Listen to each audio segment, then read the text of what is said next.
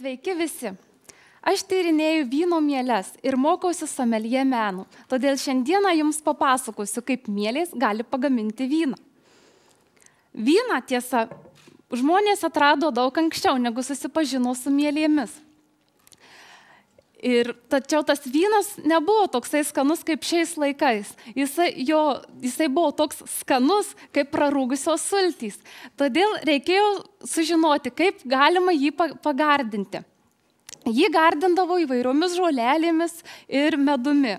Vėliau atsirado toksai mokslininkas XIX amžiuje Louis Pasteras, kuris pasakė, kad vynuogių sultis į vyną paverčia mielės.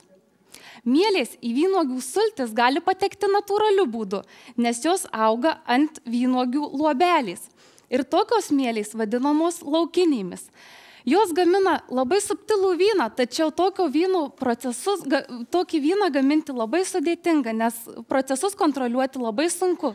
Todėl mokslininkai aiškina, kokios mielės gali pagaminti kokį vyną, kokios mielės kiek alkoholio gali pagaminti ir panašiai. Ir kai jau labai gerai susipažįsta su tomis mielėmis, jas pavadina kultūrinėmis. Vynuogių sultyse mielės valgo juose esantį cukrų. Ir tai pagamina alkoholį ir CO2. Viena mielių ląstelė per 1 valandą gali suvalgyti tiek cukraus, kiek sveria ji pati. O vienam buteliui vyno pagaminti, joms reikia suvalgyti net 1 stiklinę cukraus. Na, jeigu aš būčiau mielė, tai per valandą pagaminčiau apie 400 butelių tokio vyno. Ir dar, mielės gamina ne tik alkoholį, tačiau ir kvapus ir skonius esančius vyne. Šių dienų mokslininkai gali išsiaiškinti net 99% vynų sudedamųjų dalių, tačiau jeigu jas sudėtume į butelį ir užpiltume vandeniu, mes vyno tikrai negautume, nes mielės vyną daro kažkokiu labai subtiliu būdu. Dar yra įdomu ir tai, kad mielės yra labai panašios į mus. Jos auga, valgo cukrų, dauginasi, auga, sensta ir miršta. Tuo jos panašios į mus ir dėl to gali būti panaudojamos aiškintis tokiuose sudėtinguose organizmuose kaip mes vykstančius procesus.